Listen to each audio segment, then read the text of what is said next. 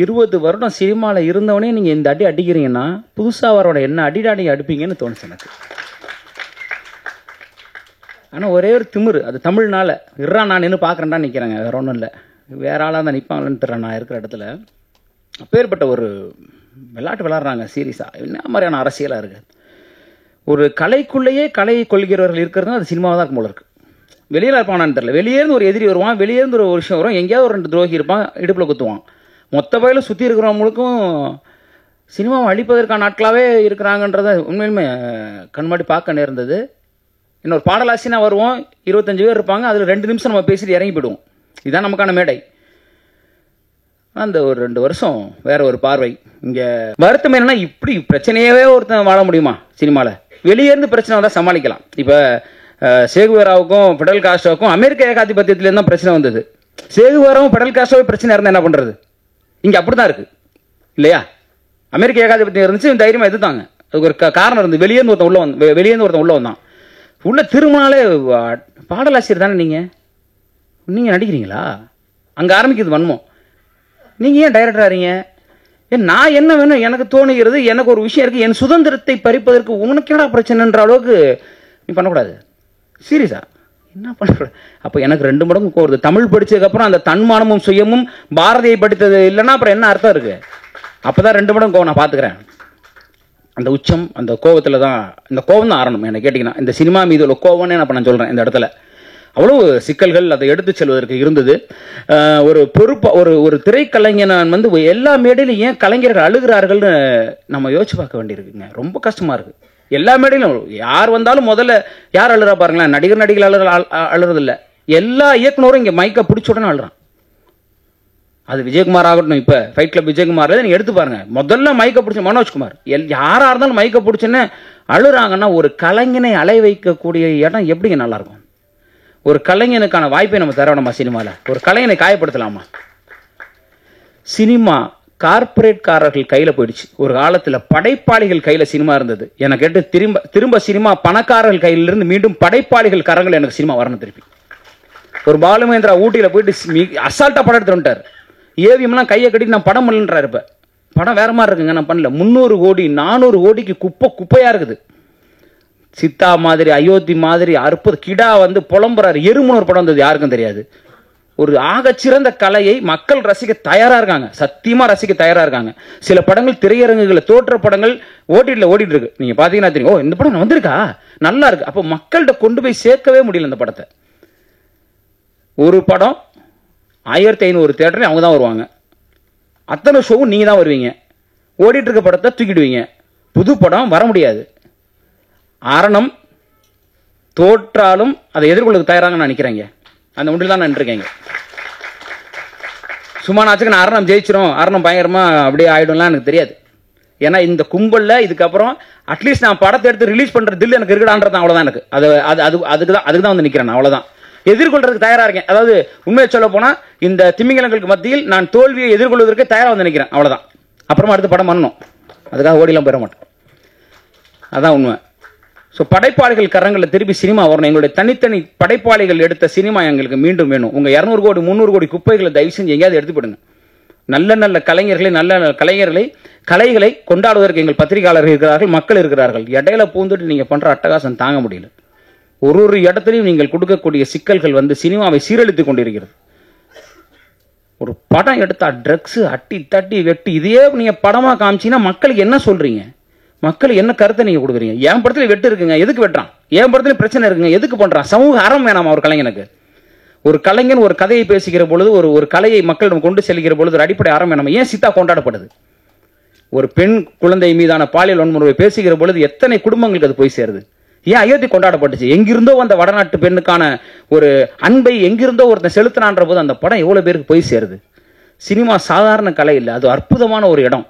அதில் 1000 விஷயங்களை சொல்ற இடத்துல வந்துட்டு அவ்வளோ ஒரு அட்டகாசமான ஒரு விஷயமா காசு மட்டும் இருந்தா போதும் என்ன வேணா பண்ணிடலான்னு படம் பண்றாங்க. அப்ப பண்ணிட்டு போங்க, ஏதோ ஒன்று பண்ணுங்க. ஆனா உண்மையிலுமே சினிமா பண்ண விட சீரியஸா கிடா இயக்குனரை நினைச்சு பார்க்கும்போது வருத்தமா. 10 டிக்கெட்டுக்கு கிடையாது வெளியே போனான்னு சொல்றாங்கன்னா எப்படி ஒரு திருப்பி கிடா எடுப்பார்? அழகர் சாமியின் குதிரை எடுத்த சுசீந்திரன் என்ன பண்றாரு? நான் மகாநாளில் எடுத்து 100 நாள் வெற்றி பெற்ற ஒரு எந்த தைரியத்தில் அழகர் சாமியின் குதிரை எடுத்து வந்து பண்ணாரு? அவரை திருப்பி அடிச்சு விரட்டி அவர் திருப்பி கமர்ஷியல் சினிமாவுக்கு போயிட்டு இருக்காரு. இப்போ கலைஞர்களை ஊக்குவிக்க வேண்டும்ன்றது, ஏன்னா ஒரு கலைஞனா அந்த வேதனை எனக்கு இருக்கு. இப்போ இந்த இடமே எனக்கு அதுதான் நான் பதிவு செய்ய விரும்புகிறேன் நண்பர்களே. அதாவது என்ன செய்யும் சினிமா, என்ன ஒரு பொறுப்பா என்ன ஆகுது, ஆன்டி டிப்ரெஷன் இன்சம்னியா, அதாவது போயிடுச்சு, உச்சகட்டத்துக்கு போயிடுச்சு. ஒரு ஆரம்பத்தில் நிற்கும் போது ஒரு 100 பேர் நிற்கிறான், திரும்பி பார்க்கும்போது இந்த வடிவேல் காமெடியில் வர மாதிரி எங்கடா இங்கே இருந்த ஒருத்தனையும் காணான்ற மாதிரி ஓடி போகிறான். ஒருத்தனுமே இல்லைங்க பின்னாடி.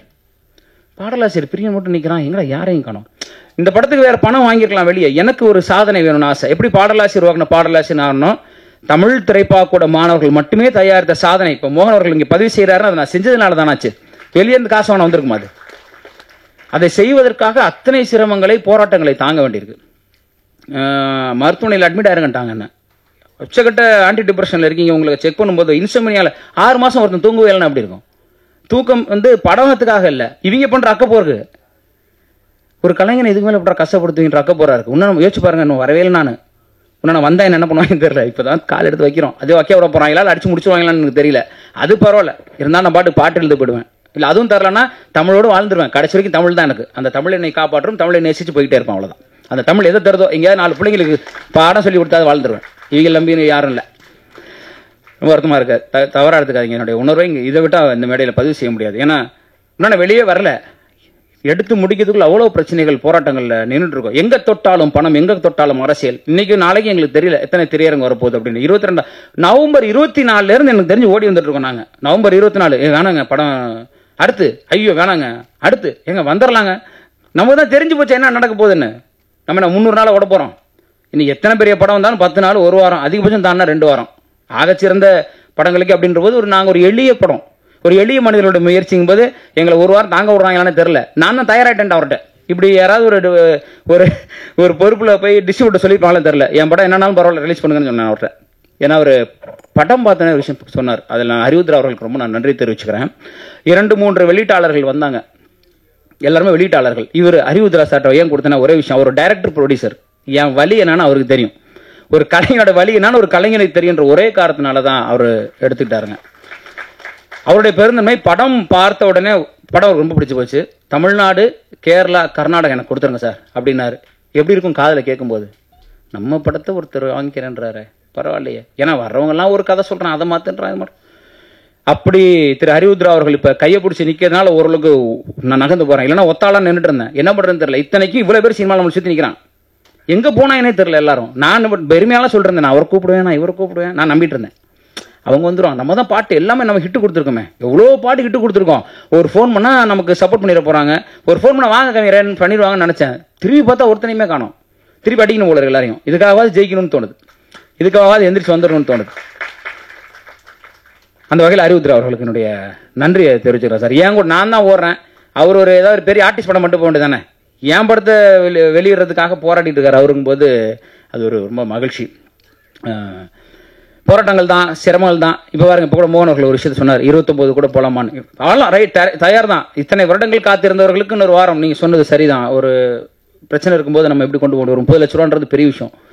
அந்த வகையில் அதை கண்டிப்பாக செய்யணும். அதனால் அதோட கொடுமை உத்ரா அவர்கள் மீண்டும் பதிவு செய்கிறேன். வெளிப்படம் வந்தது கூட பரவாயில்லைங்க, முத்து ஆள வந்தான்னு 10 வருஷம் அவங்க என்ன சம்பாரிச்சாங்கல்ல, திருப்பி அதை வேற கொண்டு வரீங்க. நீங்கள் இருக்கிறவங்களுக்கே தேட்டர் கிடைக்க மாட்டேங்குது, இருக்கிற படத்தை ரிலீஸ் பண்ணுறதுக்கு ப்ரொடியூசர் சாவுறான். இவங்க உட்காந்துட்டு எங்கெங்கயோ அவங்க 10 வருஷம் சம்பாரிச்சதெல்லாம் குப்பையை போட்டு நோண்டி திருப்பி எடுத்து திருப்பி நீங்கள் தான் சம்பாரிச்சிட்டீங்கல்ல. இன்னைக்கு மட்டும் 3 தேட்டர் ஓடுதுங்களாங்க. திருப்பி அந்த தேட்டரை நீங்கள் படத்தை போட்டால் எங்கே யார் நீங்கள் தான் சினிமாவை கொள்றீங்க. அப்புறம் நல்ல படம் வரல, மலையாளத்தில் சினிமா சூப்பராக இருக்குது, தெலுங்குல சூப்பராக இருக்குது, அங்கே அருமையான கதை பண்ணுறாங்கன்னா நாங்கள் தான் கதை பண்ணுறோமே, நீங்கள் பார்க்க விட மாட்டீங்களே. நீங்கள் திருப்பி வேற படங்களை 10 வருஷம் கழிச்ச படம் தேவையாங்க. நீங்கள் சொல்லுங்கள், அவன் டிவிலே 100 தடவை பார்த்துருப்பாங்க மக்கள். அதை இன்னைக்கு போய் திரையரங்குக்கு போய் பாருங்க, வெளியே முழுக்க ஏதோ 10 வருஷம் பழைய படம் போஸ்ட் ஒட்டி வச்சிருக்காங்க. இல்லைனா ஹிந்தி படம் இருக்குது. அக்வாமேனுக்கும் நமக்கு என்ன சம்மந்தம் இருக்கு? அக்வாமேனுக்கு நமக்கு என்ன சம்மந்தம் இருக்கு சொல்லுங்க. அவன் சம்பாதிப்பாங்க, உலகளாவியாலும் சம்பாதிப்பான். என் தயாரிப்பாளர் அத்தனை 1000 படத்தை வச்சுக்கிட்டு எங்களுக்கு ஒரு கடன் கலைச்சிடாத. அந்த படத்துக்கு பின்னாடி ஒரு 1000 குடும்பம், 500 குடும்பம் இருக்கு. அவெல்லாம் ஒரு சினிமா ஜெயிச்சிட மாட்டோமா, வந்துட மாட்டான். நம்பினா நீங்க அக்வாமேனு டங்கு டுங்குன்னு நீங்க கொண்டு வந்தீங்கன்னா அதையாவது விட்டு தொலைங்க. முத்துவெல்லாம் இப்ப யாருங்க கேட்டாப்பாங்க? டிவியில் ஒரு 300 தடவை போட்டாங்க. யூடியூப்லயே 10 லாங்குவேஜ் இருக்குது. நீங்க ஹிந்தியிலாம் ரஜினி பேசுவார், நீங்க போட்டீங்கன்னா விட்டா கொரியன்ல பேசுவார். ஜப்பானீஸ் எல்லாம் பேசுறாரு.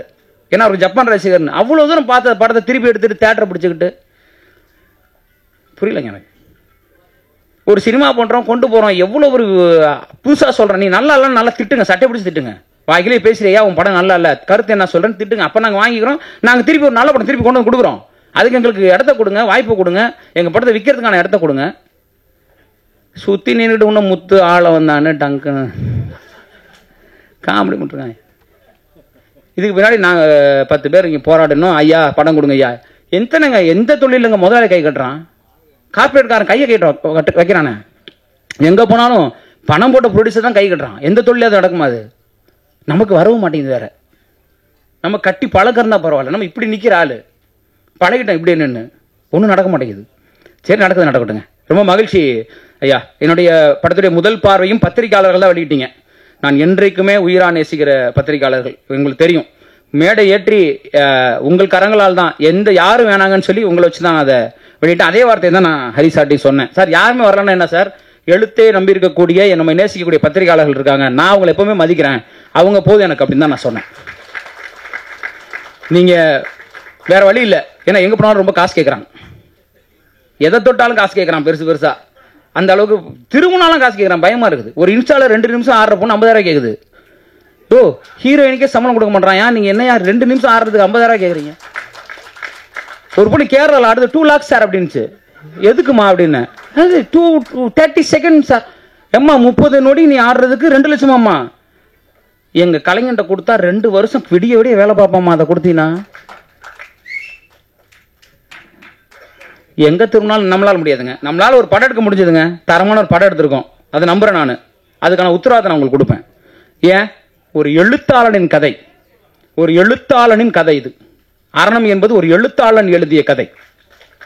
நல்ல கதை கேட்டீங்கன்னா, ஒரு நல்ல கதை பார்க்கணும். ஒரு நல்ல கதை இல்லைங்க, இன்னைக்கு நல்ல பாடலே இல்லைங்க. என்கிட்ட கேட்டாங்க, சார் நீங்க மஸ்காரா போட்டு மயக்கிறீங்க, மக்காயிலா போட்டு எழுதுறீங்களே.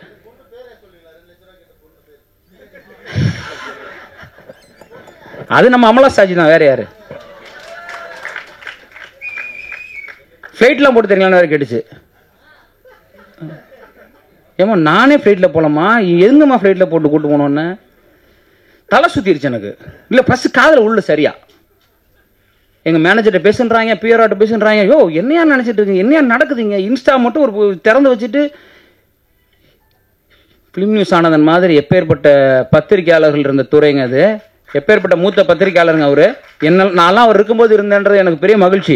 என்னெல்லாம் அவர் வந்து எழுதினார், தம்பி சொல்லுப்பா உன் முகவரி சொல்லுப்பான்னு. அப்பேற்பட்ட எழுத்தாளர்கள் இன்னுமே சாலைகளில் பயணிச்சுட்டு இருக்கிறாங்க. நீங்க எங்கேயாவது இருந்துகிட்டு 10 லட்சம் கூட 20 லட்சம் கூட எங்க திரும்பினாலும் எதை தொட்டாலும் காசு. ஒரு கலையை மக்களிடம் கொண்டு சேர்ப்பதற்கு இவ்வளவு போராட்டமா இருக்கு. என் பத்திரிகையாளர்கள் எவ்வளவு சப்போர்ட் பண்றாங்க.